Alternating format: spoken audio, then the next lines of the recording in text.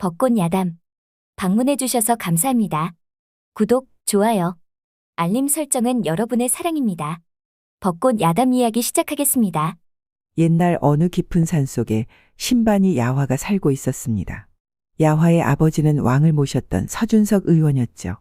그러던 어느 날 왕이 독살되어 조정에서는 왕을 모셨던 모든 의원과 의녀를 차명시키기로 했답니다. 그리하여 서 의원은 어린 야화와 깊은 산속으로 도망을 가 신분을 숨기고 신반이의 삶을 살았던 거죠. 서 의원은 야화와 산을 다니며 약초와 독초에 대해 알려주니 야화는 서 의원이 알려주는 모든 것을 습득을 했으며 그를 읽을 줄 알고 나서부터는 야화의 의술에 대한 습득은 더 빨라졌죠. 그런 야화를 보며 서 의원은 기특하기도 하면서 한편으로 걱정이 되었습니다. 그렇게 야화는 성장하여 17세가 되는 해 서 의원은 지병으로 죽게 되었답니다. 야화는 아버지를 양지 바른 곳에 묻어드리고 고을 박의원의 도움으로 궐로 들어갔죠. 궐에서도 야화의 실력은 모두가 인정을 해주었습니다. 그러하여 야화는 왕을 모시는 강령전 내이녀가 되었으며 왕을 가까이에 모시게 되었던 거죠. 처음으로 왕의 침소에 들었을 때 이상한 향을 맡게 되었습니다. 그 향은 무슨 향인지 바로 떠오르지는 않았지만 분명한 것은 왕한테 좋은 것은 아니었답니다. 왕의 용안을 보니 건강 상태는 심각하게 보였죠. 그리하여 왕의 침소를 둘러보았는데 왕의 침전 옆 향로에서 향이 피어나고 있었습니다. 그때 야화는 상선과 눈이 마주쳤죠. 상선의 눈빛은 차가웠으며 더 이상 선을 넘지 말라는 경고의 눈빛으로 보였습니다. 야화는 고개를 숙이고 왕에 대한 처방을 들었죠. 야화는 처방 내용을 들으며 의문이 생겼답니다. 처방이 틀린 것은 아니었지만 전하의 피부가 검은 것과 입술이 파란 것은 만성피로 말고도 무언가 더 있다라는 것인데 그것을 모를 수가 없을 텐데 그렇다면? 야화는 지금 왕의 침전에 있는 사람들 중에 그 어떤 사람도 믿을 수가 없었습니다. 그러던 어느 날 왕이 궐에만 있는 것이 답답하다며 갑자기 사냥을 간다는 것이 아니겠어요. 의원들은 왕의 몸이 약하다는 이유로 못 가게 하였답니다. 헌데 왕은 다른 날과 다르게 고집을 피웠습니다. 그때 전하, 좌상한테 물어보고 말씀드리겠습니다. 잠시만 기다려 주시지요. 왕인 내가 사냥터 가는 것도 좌상한테 허락을 받고 가야 한다는 말이더냐? 야화는 그제야 모든 것이 의문이 풀렸습니다. 조정의 실세, 세자가 어리다는 이유로 군림했던 좌상 박현이었죠. 시간이 흐르고 좌상이 왕의 침전에 들어왔답니다. 전하, 사냥을 하고 싶으셨습니까? 사냥터에 다녀오셔도 괜찮으시겠습니까? 문제없다. 그럼 다녀오셔야지요. 사냥터를 다듬고 사냥감을 놓으라 하겠습니다. 왕과 상선 그리고 김의원 모두 좌상을 보며 놀라는 표정이었습니다. 허나 내금의장은 전혀 놀라는 기색이 없다 보니 야화는 기분이 싸늘한 느낌을 받았죠. 7일 후 내금의장이 앞에서 깃발을 휘날리며 앞장을 섰고 그 뒤로 왕이 귀한 말을 타고 앞장을 서니 도승지와 백관들이 자연스럽게 뒤따라갔답니다. 헌데 도승지와 상선이 서로 눈으로 이야기하며 미소를 짓는 것이 아니겠어요. 야화의 눈에는 그 두 사람의 미소는 왕을 조롱하는 듯 보였습니다. 그렇게 한참을 걷다 보니 사냥터는 야화가 살았던 초가집에서 가까운 곳이었던 거죠. 야화는 아버지를 생각하며 먼 산을 바라보고 있었는데 누군가 보고 있다는 느낌이 들어 고개를 돌리는 순간 내금의장과 눈이 마주쳤습니다. 내금의장을 볼 때면 속을 알 수 없는 사람이라 불편했죠. 헌데 내금의장이 야화한테 걸어오는 것이 아니겠어요. 야화는 자신이 잘못한 것도 없는데 내금의장의 위풍당당한 모습에 기가 눌려 괜히 쪼그라지는 듯 하였답니다. 의녀님, 혹시 상처에 바를 수 있는 것도 준비가 되어 있습니까? 야화는 내금의장의 목소리를 듣는 순간 심장이 눈치도 없이 심쿵 내려앉았습니다. 목소리는 모습하고 다르게 따뜻하고 포근했으니까요. 네, 준비는 되어 있습니다. 내금의장은 야화를 쳐다볼 뿐 아무 말도 하지 않았습니다. 야화는 내금의장을 올려다보았는데 무언가 말하고 싶어하는 눈치였죠. 허나 주변에 보는 이들이 많아 말을 아끼는 듯 하였답니다. 그 후 야화는 내금의장이 계속 신경이 쓰였던 거죠. 사냥은 시작이 되었고 사냥터에 삽살개를 풀어놓으니 숨어있던 장기들이 푸드득거리며 날아올랐습니다. 왕은 그 틈을 타 활을 쏘았죠. 명중이요. 모든 사람들이 박수를 치며 열광을 하였습니다. 항상 우울하게 있던 왕의 표정이 한결 밝아 보여 야화는 다행이라고 생각을 하였답니다. 헌데 내금위장의 표정은 평소보다 긴장되어 보였죠. 야화는 산에 대해 너무 잘 알고 있었던 터라 이곳은 산세가 험난하여 사냥하는 사람들도 잘 들어가는 곳이 아니었답니다. 헌데 신하들은 왕을 그곳으로 몰아가고 있었습니다. 왕은 오랜만에 마음껏 사냥을 하니 너무 좋았던지 앞에 달리는 고라니를 잡겠다고 앞만 보고 갔죠. 야화는 혹시나 하는 생각에 의원한테 말을 하였답니다. 의원님, 이동하시기 힘이 드신다면 제가 먼저 전하를 따라가도 되겠습니까? 그렇게 하는 것이 좋겠구나. 그렇게 하여 야화는 준비한 상비약을 가지고 뒤를 쫓아갔답니다. 저 멀리에서 왕은 고라니한테 활을 겨누고 있고 내금위장은 반대쪽에 활을 겨누고 있었죠. 야화는 내금위장이 활을 겨누고 있는 곳을 보았습니다. 그런데 이것이 웬일이랍니까? 좌상과 무사 한 명이 왕한테 활을 쏘는 것이 아니겠어요. 그때 내금위장도 활을 쏘았답니다. 내금위장이 쏜 활은 왕한테 날아오는 활을 맞췄고 다행히 왕은 무사할 수 있었죠. 다만 그 활은 내금위장 팔을 스쳐갔답니다. 내금위장은 활을 맞은 자신보다는 왕의 안위에 신경을 썼죠. 전하 위험합니다. 어서 자리를 피하시지요. 내금위장은 왕을 밀착 호위를 하며 급하게 사람들이 있는 곳으로 갔습니다. 야화는 그동안 내금위장을 의심한 것이 미안했으며 야화는 왕의 안전보다 내금위장의 팔이 더 걱정이 되었죠. 내금위장의 걸음이 조금씩 느려지고 몸이 살짝 휘청하는 것을 야화는 보았습니다. 내금위장은 왕한테 말을 하였답니다. 전하 먼저 출발하시지요. 저는 남아 확인할 것이 있습니다. 왕도 위험에 노출이 된 것을 알기에 잔뜩 겁을 먹은 듯 말하였습니다. 그래 알아보고 오너라. 그리하여 모든 사람들이 떠나고 야화는 안전한 곳을 찾아 내금위장의 상처를 보았죠. 내금위장의 웃옷을 벗기고 팔에 난 상처를 보니 활이 관통은 하지 않았지만 상처가 깊었답니다. 야화는 다급하게 지혈을 하고 상처를 보았습니다. 헌데 상처 부위가 검게 변해 있는 것이 아니겠어요. 야화의 손은 점점 빨라졌고 약을 꺼내 듬뿍 발라주고는 면천으로 감았죠. 그때 독입니다. 우선 이동하시지요. 뭐요? 독이요? 네, 만약 활이 몸에 박혔다면 내금위장님은 지금 이 세상 사람이 아니었겠죠. 허나 아직 안심할 때는 아닙니다. 어서 서둘러야 합니다. 야화는 내금위장이 정신이 있을 때 이동을 해야만 했습니다. 그리하여 야화의 집으로 데리고 갔죠. 야화의 집은 나무 숲 속에 완전 가려져 밖에서는 보이지 않았답니다. 야화는 우거진 나무들을 헤집고 들어갔습니다. 집의 작은 마당도 풀과 작은 나무들로 수북하였지만 방 안은 잘 정리정돈이 되어 있었답니다. 야화는 내금위장을 마루에 앉히고 입에 손을 넣어 음식물을 토하게 하였죠. 그리고 방에 들어가 눕히기 전 물을 충분하게 마시게 하였습니다. 내금위장의 의식은 점점 흐려졌고 눈이 스르륵 감길 때에 야화의 고운 얼굴과 말소리가 들렸답니다. 내금위장님을 꼭 살리겠습니다. 그러니 힘을 내셔야 합니다.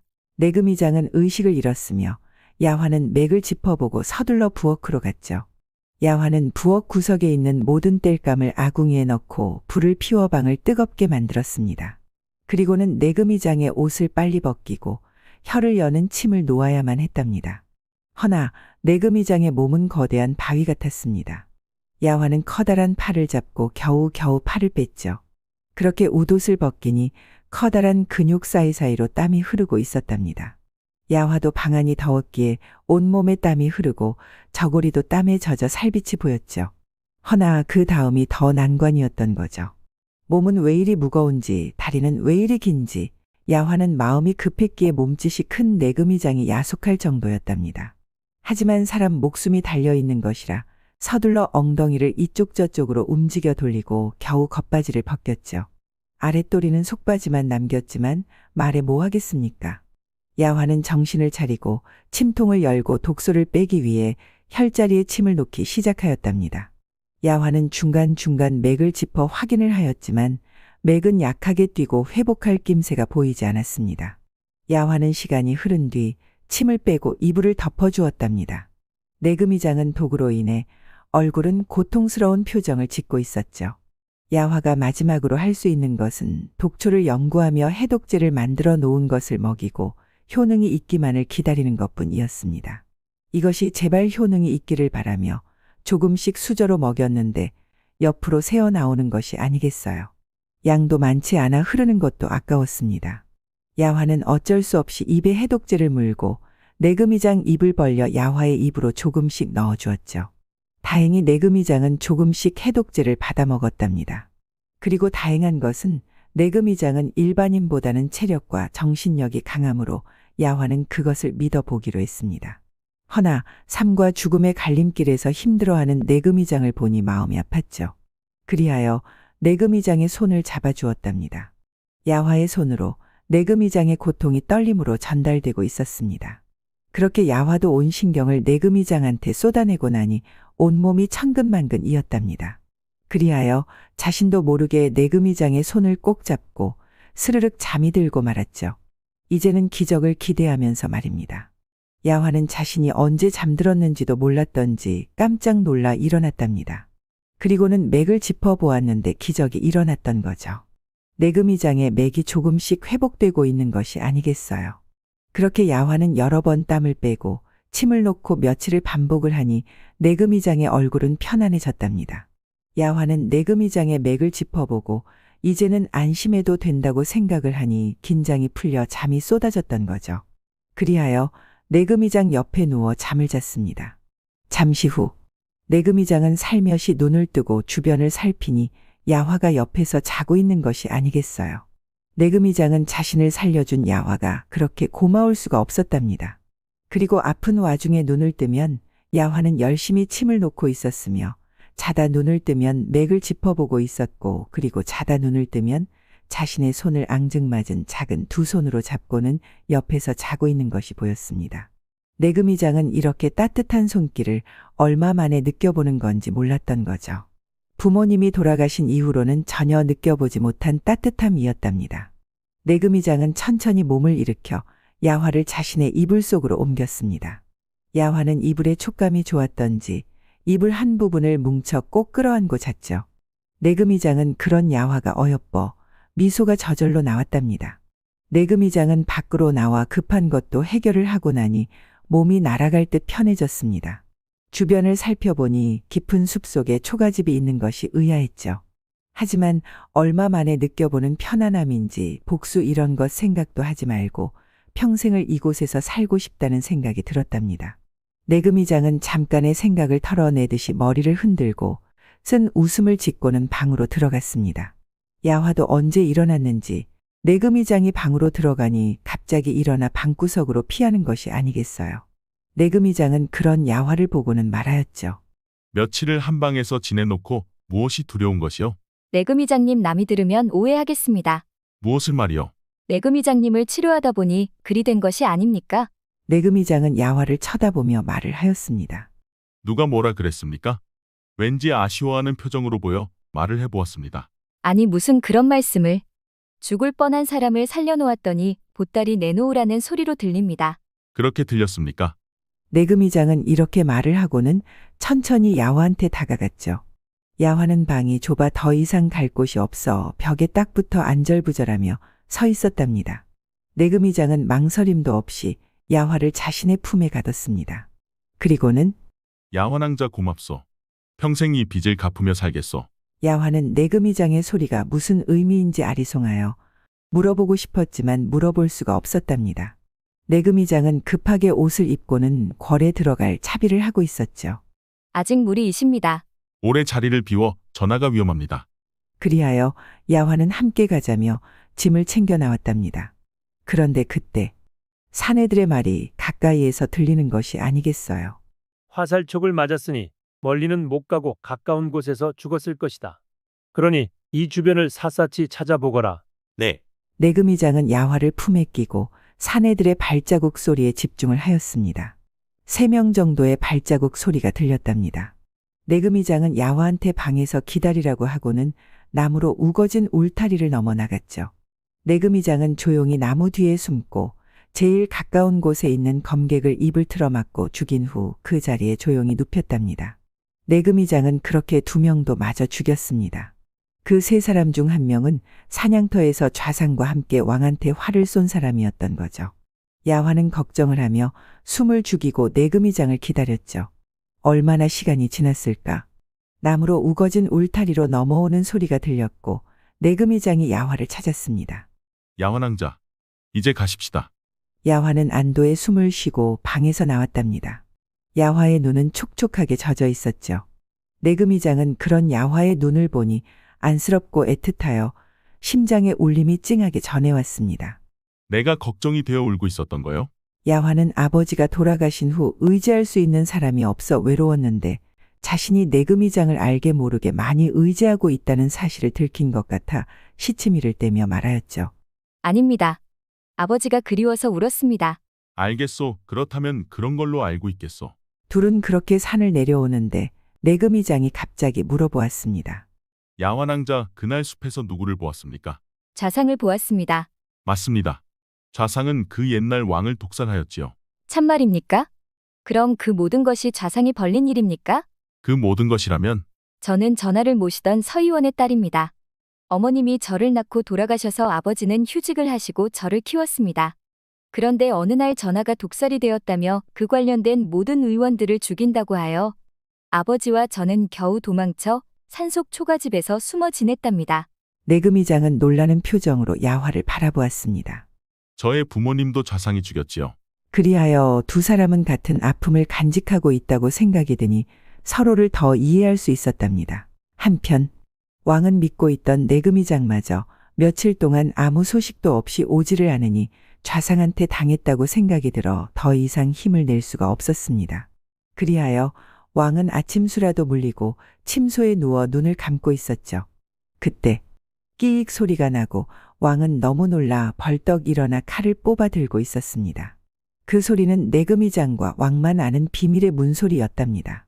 왕은 아버지도 독으로 죽고 자신도 몇 차례 죽을 고비를 넘기고 나니 모든 것이 두려웠습니다. 헌데 왕의 눈에 들어오는 사람은 내금이장이었던 거죠. 왕은 자신의 눈이 의심스러울 뿐이었습니다. 내금이장은 시간이 없어 자세한 이야기는 다음에 하는 걸로 하고 야화를 바로 소개하는 서찰을 보여드렸죠. 야화는 내금이장이 자신을 소개하는 서찰을 보여주는 사이 왕의 처소 위에 있는 향을 버리고 심신을 편안하게 하여 잠을 잘 잘 수 있는 향으로 바꿨답니다. 야환왕자는 앞으로 전하의 건강을 위해 모든 것을 다할 것입니다. 야환은 서준석 의원의 딸이니 믿으셔도 됩니다. 그리고 다른 탕약은 절대 드시면 아니 됩니다. 그동안 전하께서 불멸증으로 머리가 아프셨던 것은 향로에 있는 향 때문이라 하옵니다. 지금 이 향은 심신을 안정시켜 머리를 맑게 하는 향이므로 앞으로 편안한 잠을 주무실 수 있을 겁니다. 야화는 왕의 진맥을 본 후 둘은 비밀의 문으로 다시 나갔죠. 내금이장은 비밀의 통로를 나가며 야화한테 벽을 가리키며 보라 하였습니다. 야화는 작은 구멍 속을 바라보니 왕의 처소 안을 다 확인할 수 있었답니다. 야화는 너무 신기해하며 한박웃음을 지었죠. 내금이장은 그런 야화의 새로운 표정과 몸짓을 볼 때마다 매 순간 심장이 요동을 쳤습니다. 내금이장은 야화가 안전하게 지낼 수 있는 곳으로 안내했답니다. 다름 아닌 내금이장이 살고 있는 집이었죠. 내금이장은 야화가 지낼 방을 안내하고 필요한 것이 있으면 안성댁에게 말을 하라고 전하고는 빠른 걸음으로 마당을 통해 대문으로 향하고 있었습니다. 뒤에서 내금이장을 부르는 사람이 있었으니 안성댁이었던 거죠. 내금이장은 잘못 걸렸다는 표정을 하고는 뒤를 돌며 방긋 웃었습니다. 도련님, 저 방은 지가 알기로는 엄청 의미 있는 방으로 알고 있는데요. 지가 생각하는 그거 맞는감요? 안성댁 그게 무슨 소린가? 안성댁 야환왕자는 나를 살려준 은인이라네. 그럼은 이번에 며칠 동안 집에 못 온 것이 저번처럼 죽을 뻔한 거였구먼요. 아이고 나는 그런 줄도 모르고 집에서 만난 것 먹고 뜨스한 방바닥에 누워 편하게 자고 있었구먼요. 어떤 놈이 우리 도련님을 죽이려고 했남요? 지가 퍼뜩 가서 죽이고 올란께 지 말리지 마셔요. 안성댁 내가 혼내주고 왔으니 걱정하지 말게나. 우리 도련님 장하시구먼요. 나를 죽이려고 한 사람을 살려주고 용서를 해준다고 해서 고맙게 생각할 것 같지요? 근데 절대로다가 고맙게 생각하지 않는구먼요. 그러니 동정심은 개나 줘버리고 단숨에 끝내야 도련님이 살 수 있다라는 것만 명심하셔요. 안성댁은 앉으나 서나 내금이장 걱정을 하는 사람이었답니다. 내금이장이 강령전으로 들어가니 상선은 귀신을 본 것처럼 놀라 쳐다보는 것이 아니겠어요. 상선은 왕한테 내금이장이 왔다고 고했답니다. 내금이장은 조용히 왕과 독대를 하며 사냥터에서 좌상을 본 것과 야화로 인해 살 수 있었던 얘기를 했습니다. 한편 야화는 왕에게 올릴 탕약을 만들려면 약탕기와 약재 그리고 화로 등등이 필요했죠. 그리하여 안성댁을 찾았습니다. 헌데 안성댁은 엄청 바빠 보였답니다. 안성댁은 조만간 내금이장이 혼인을 할 것 같다며 웃고 좋아라 하는 것이 아니겠어요. 내금이장님이 조만간 혼례식을 한다고? 야화는 내금이장이 장가를 간다고 생각하니 왠지 기분이 이상했답니다. 아씨 뭐가 필요하신감요? 탕약을 만들어야 하는데 필요한 것들을 빌려줄 수 있는가? 웜에 아씨 무슨 말을 그리 섭하게 하신다요? 이 집에 있는 것 다 아씨 마음대로 쓰시면 되는디. 그런가? 고맙네.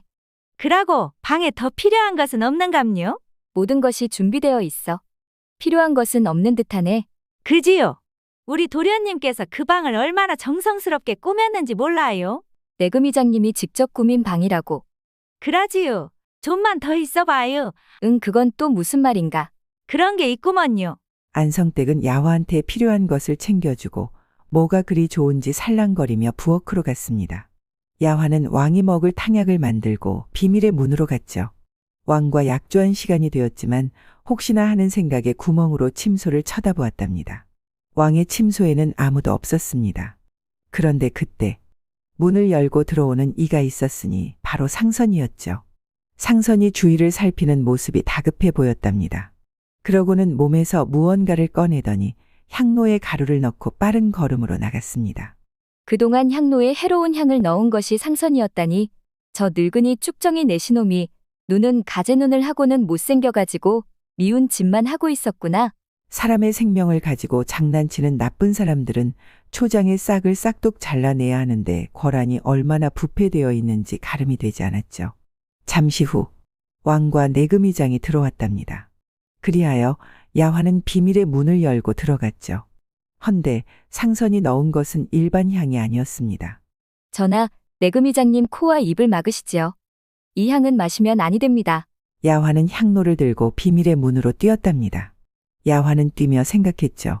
이제 전하를 서서히 독에 중독시켜 자연사로 보이게 죽일 생각이었구나. 야화는 자세한 것은 내금이장을 통해 말씀드린다고 하고는 탕약을 들이고 머리에 막힌 혈에 침을 놓았습니다. 전하, 지금 놓은 침은 둔탁했던 머리를 맑게 해주며 눈 또한 맑게 해줄 것입니다. 그리고 몸속의 독소를 빼는 방법 중에 제일 좋은 것은 운동을 하시어 땀을 흘리시고 반신욕을 하시는 것이 빠른 방법입니다. 이렇게 말을 하고는 야화는 급하게 비밀의 문을 통해 나갔답니다. 내금이장은 야화의 뒷모습을 보며 오늘은 꼭 집에 들어가리라 마음먹었죠. 늦은 저녁이 되어 내금이장은 집에 올 수가 있었습니다. 헌데 야화 방에 가봐도 야화가 보이지 않는 것이 아니겠어요. 그리하여 안성댁을 찾았죠. 도련님 오셨어라? 야환왕자는 어디에 있는 것이냐? 아씨 방에 없어라? 없느니라. 웜에 아씨도 참말로 밖에 다녀오시더니 지금까지 창고에 계시나 본디요? 내금이장은 급하게 창고로 갔습니다. 창고문을 열어보니 창고라기보다는 약방에 온 것 같았답니다. 그리고 야화가 무언가를 만드는지 얼굴에 앞가리개를 하고 문소리도 못 듣고 일을 하는 것이 아니겠어요. 내금이장은 야화 옆에 와 있었습니다. 야화는 옆에 내금이장이 와 있는 줄도 모르고 뒤로 몸을 돌렸는데 내금이장 가슴에 얼굴을 콕 박았죠. 야화는 내금이장을 올려다보니 지금 이 상황을 즐기고 있는 듯 보였습니다. 야화는 그런 내금이장을 보니 화가 나는 것이 아니겠어요. 앞으로 혼인을 하실 분이 다른 여인하고 이렇게 가깝게 서 있어도 되는 것인가? 야화는 살짝 옆으로 빠져나왔죠. 내금이장은 새초롬하게 보이는 야화의 얼굴도 어여뻐 보였습니다. 야화는 의자에 앉으며 말을 하였답니다. 향로에 있는 향은 독초향이었습니다. 제가 상선이 향로에 넣는 것을 보았지요. 그 독향은 서서히 중독을 시켜 자연사로 의도하는 방법으로 많이 사용되고 있는 향입니다. 내금이장님 언제까지 그자들의 악행을 보고 있을 건가요? 내금이장은 야화가 많이 화가 나 있어 보였습니다. 야환왕자 지금은 때가 아닙니다. 좌상을 잡기 위해서는 증거가 있어야 합니다. 헌데 좌상이 했다는 증거가 없습니다. 저한테 생각이 있습니다. 상대방이 야비하게 공격을 하는데 우리는 점잖하게 대응만 하는 것은 옳은 방법이 아니지요.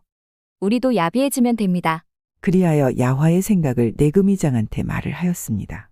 야환왕자, 잘못하면 위험할 수 있습니다. 지금은 안전합니까? 내일은요? 모레는요? 오늘도 전하는 생명에 위협을 당했습니다. 내일은 무엇으로 위협을 할지 모릅니다. 그리고 내금이장님도 죽을 뻔하였습니다. 언제쯤이면 안전한 방법을 찾을 수 있는 겁니까? 야화는 내금이장이 죽음의 갈림길에 있을 때를 생각하니 마음이 아파 눈물이 나왔답니다. 내금이장은 우는 야화를 가슴에 안았습니다. 야화는 자신을 안아주는 내금이장의 품이 좋았죠. 허나 혼인을 앞두고 있으면서 이렇게 매번 자신한테 여지를 주는 것은 무슨 심보인지 야화는 내금이장을 밀치며 말을 하였답니다. 내금이장님, 저를 이렇게 안아주시는 겁니까? 혼인하실 분도 있다고 들었습니다. 내금이장은 이것도 무슨 소리인지 몰라 멍하니 야화를 바라보았죠. 야환왕자, 그건 무슨 소리입니까? 제가 지내는 방이 손수 꾸미셨고 안성댁하고 다른 사람들이 얘기하는 걸 들었는데 조만간 내금이장님이 혼례식 할 거라 하더이다. 내금이장은 이제야 무슨 얘기인지 이해를 했죠. 맞습니다. 앞으로 제 부인이 될 사람을 위해 제가 직접 꾸몄지요. 야환왕자는 그 방이 마음에 드셨습니까? 제 마음에 들어서 무엇하겠습니까? 부인 되실 분이 마음에 들어야지요. 아무튼 혼인하실 분도 있으면서 저를 자꾸 앉지 마시지요. 저와 부인에 대한 예의가 아닙니다. 내금이장은 질투하는 여인의 모습도 이렇게 귀여운 줄 몰랐던 거죠. 내금이장은 좀 더 놀려주고 싶은 생각이 들었답니다. 그래서 야화를 번쩍 안고는 말하였습니다. 제가 왜 이러는지 맞추면 내려주겠습니다. 야화는 어리둥절한 표정을 하고 있었죠. 제가 재미있으십니까? 왜 자꾸 놀리시는 겁니까? 눈물을 글썽거리며 자신을 보는 야화를 보니 더 이상 장난을 치면 아니 될 것 같았습니다. 제가 이 정도 행동을 하면 알 거라 생각을 했습니다. 제가 혼인할 생각도 없이 어찌 여인을 안을 수 있겠습니까? 내금이장은 아직도 이해를 못했다는 표정을 하는 야화를 보니 더 이상 참을 수가 없었답니다. 그리하여 탐스러운 야화의 입술에 입맞춤을 했죠. 야화는 그제야 이해를 한 듯 내금이장의 목을 두 손으로 감싸고는 달콤한 입맞춤에 빠져들었습니다. 한참 동안 서로를 의미하고 있었던 거죠. 그런데 그때 안성댁이 문을 벌컥 열며 말을 하였습니다. 어찌 창고에 들어가기만 하면 다들 나오지를 않는감요? 이렇게 말하며 창고 안을 보니 내금이장이 야화를 번쩍 안고 입을 요래조래 하고 있는 것이 아니겠어요. 안성댁은 처음으로 여인의 눈을 뜬 도련님을 팍팍 도와주지는 못할 망정 방해를 했으니 너무 미안했던 거죠. 그리하여 창고 밖으로 나오며 말을 했답니다. 요즘 밤이 아주 길던디요. 진지 드시고 방에서 이어서 하면 좋을 것 같은데. 이 말만 남기고 안성댁은 창고문을 조용히 닫고 나왔습니다. 우리 도련님이 박력이 넘치시네. 역시 내가 잘 키웠단께. 어디 보자. 저녁에 반주로. 남정네한테 좋은 이것이 좋겠구먼. 안성댁은 야화가 쓰는 방에 저녁 밥상을 넣어주고 반주로 사내한테 좋은 걸로 한 병 쑥 밀어 넣어주었죠. 내금이장과 야화는 방에 들어가 밥을 먹는데 목이 자꾸 타들어가는 것 같았습니다. 그리하여 안성댁이 준 술을 서로 주거니 받거니 하며 마셨답니다. 헌데 네 잔째 들어가니 내금이장의 몸이 요동을 치는 것이 아니겠어요. 그냥 술이 아닌 듯 하였습니다. 아랫도리가 주체를 못하고 요동을 치고 야화를 보니 더 아름답게 보였고 고개를 돌리면 더 보고 싶고 어찌해야 할지 몰랐답니다. 야화는 술을 처음으로 마셨기에 술이 이렇게 기분 좋게 하는 줄은 몰랐죠. 야화는 내금이장한테 가까이 와서는 방긋방긋 웃으며 말을 하였습니다. 어라, 여기는 어디요? 잘생긴 당신은 누구시여? 내금이장은 입가에 미소를 머금고 야화의 술주정에 눈을 떼지 못하고 쳐다보았답니다. 당신 서방될 사람입니다. 진짜? 네, 서방님, 너무 잘생긴 것 아닙니까? 서방님, 이리 와보시지요. 야화는 두 팔을 번쩍 벌리고 내금이장을 부르니 냉큼 몸을 던져 야화한테 가안겼죠. 내금이장은 술에 취하고 야화의 향기에 취하여 내금이장은 마음도 옷도 풀어 헤치고 야화를 안았답니다. 야화도 술에 취하고 잘생긴 서방에 취하고 천국과 현실을 오가며 뜨거운 시간을 보냈습니다. 그렇게 두 사람은 지구를 흔들어 놓고 서로 꼭 안고 잤던 거죠. 다음 날 아침, 내금이장은 야화가 알려준 방법을 시도하기 위해 왕과 논의를 했답니다. 그리하여 다음날 왕은 그동안 아프다는 이유로 조정 대신들과 다과를 나눈 적이 없어 당상관들을 불러 다과를 하기로 하였습니다. 당상관들의 표정은 흐뭇한 표정을 하는 당상관이 있는가 하면 씹은 얼굴을 하고는 억지로 온 듯한 표정을 하는 사람도 있었죠. 왕은 그런 당상관들의 표정을 지켜보고 있었답니다. 왕은 준비된 차를 찻잔에 따르고 말하였답니다. 이 차는 아버지가 살아 생전에 즐겨 드셨던 차입니다. 그동안 이 차는 쳐다도 보지 않았는데 좋은 차를 마시지 않을 이유가 없다는 생각이 들어 함께 나누고자 가지고 나왔습니다. 이 차가 아주 귀한 것이니 당상관들이 좋아하시리라 생각합니다. 그동안 수고 많으셨던 좌상 먼저 짐이 따라 주겠소. 좌상은 순간 목에 힘이 들어가고 표정은 담담했지만 눈동자는 흔들리고 있었습니다. 좌상은 선대왕이 좋아하는 차에 독을 넣어 독살시켰기 때문이었답니다. 헌데 선대왕이 즐겨 드셨던 차라고 하니 그 차에 무엇이 들어있는지 모를 지금 마실 수도 그렇다고 거부할 수도 없게 되었던 거죠. 몇 명의 당상관들도 식은땀을 흘리며 두려워하는 사람들도 있었습니다. 좌상께서 드셔야 저희 차례가 오지 않겠습니까? 좌상의 속도 모르고 웃으며 좌상만 쳐다보았죠. 좌상은 차를 바라보며 무슨 말이라도 해야 할 것 같은지 왕을 쳐다보았습니다. 좌상은 자신이 그동안 왕을 약하게만 본 것을 후회하고 있었죠. 왕은 큰 소리로 말하였답니다.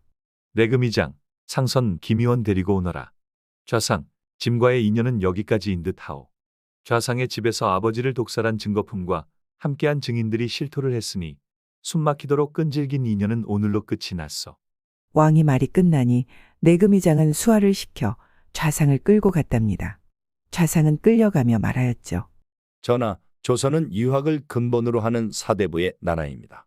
반상의 법도가 엄연한데 양반과 상민의 법도가 무너지면 나라의 근간이 흔들립니다.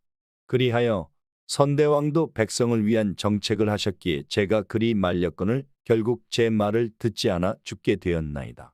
왕은 좌상이 끌려가면서도 자신을 반성 못하니 그런 자를 그동안 두려워하며 꼼짝 못한 자신이 원망스러웠답니다. 내금이장은 수하를 시켜 상선 그리고 김의원을 잡아 감옥에 가두고 각자 고신을 하며 자백을 받게 하였습니다. 그리고 당일 내금이장은 믿을 수 있는 수하들을 좌상집 근처에 준비를 시켜놓고 좌상이 궐에 가는 것을 확인 후 좌상의 집에 들어가 작은 먼지 하나 남김없이 탈탈 털어 증거를 찾도록 하였죠. 그리하여 좌상과 관련된 모든 조정 관료들을 잡아 같이 영모죄로 다스렸답니다. 한편 야화는 오늘 자신이 알려준 방법이 먹히지 않는다면 내금이장과 왕은 더 위험에 노출이 되므로 걱정을 하지 않을 수가 없었습니다. 해가 저물어가고 야화는 점점 더 초조해졌답니다. 바로 그때 내금이장이 대문에서 야화를 보고는 환하게 웃으며 달려오는 것이 아니겠어요. 야화는 내금이장의 얼굴을 보는 순간 이 사람과 함께하지 않는다면 어떤 삶도 의미가 없다라는 것을 절실히 깨닫는 순간이었습니다. 내금이장과 야화는 서로를 품에 안고 벼락 끝에 선 심정으로 하루를 숨막히게 보냈던 서로의 마음을 위로하듯 한참을 안고 있었답니다. 그리하여 조정은 왕을 중심으로 안정을 찾았으며 왕은 성군이 되어 백성을 위해 노력을 하였다고 합니다. 그리고 내금이장은 관직을 내려놓고 야화와 혼인을 하여 야화가 의술을 펼칠 수 있도록 외조를 하며 행복하게 살았다는 벚꽃 야담 이야기였습니다. 진나라 신선전의 동봉편에 나오는 행림춘만이란 고사성어가 있습니다. 동봉은 의원이었으며 환자들에게 치료비를 한 푼도 받지 않고 완치된 사람들에게 마당에 살구나무를 심게 하였죠. 살구나무는 세월이 흘러 집 근처에 살구나무로 가득 찼다고 합니다. 살구가 익을 때면 돈 대신 살구와 쌀로 바꿔가게 하였습니다. 그리하여 동봉은 모은 쌀로 가난한 사람들을 도왔으며 그는 의술이 높은 정의로운 의사로 세상에 알려졌죠. 그로 인해 행림춘만은 의술이 매우 높다는 뜻으로 쓰이게 되었다고 합니다. 벚꽃 야담. 구독, 좋아요, 따뜻한 댓글은 여러분의 사랑입니다.